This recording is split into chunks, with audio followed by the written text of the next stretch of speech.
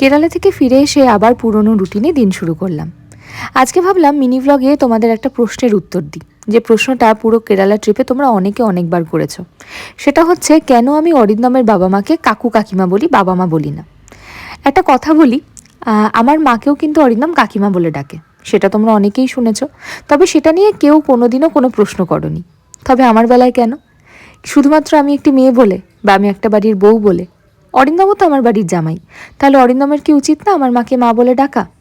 আসলে কি বলে ডাকলাম সেটা বড় কথা নয়, কতটা সম্মান দিলাম সেটা বড় কথা। মামা বলে ডাকলে যে বেশি সম্মান দেব, কাকু কাকিমা বললে কম দেব, তেমনটা তো নয়। আর এটাতে আমাদের দুই পরিবারের কারুরই কোনো অসুবিধা নেই। আমি কাকু কাকিমাকে কাকু কাকিমা বলি, সেটাতে তাদেরও যেমন কোনো অসুবিধা নেই, তেমন আমার মাকে অরিন্দম যে কাকিমা বলে সেটাতে আমার মায়েরও কোনো অসুবিধা নেই। তাই আমরা এটাতে খুবই খুশি। যেটা ডাকবো দুজনে একই ডাকবো, কেউ আলাদা ডাকবো না। এটাই আমার আর অরিন্দমের মত।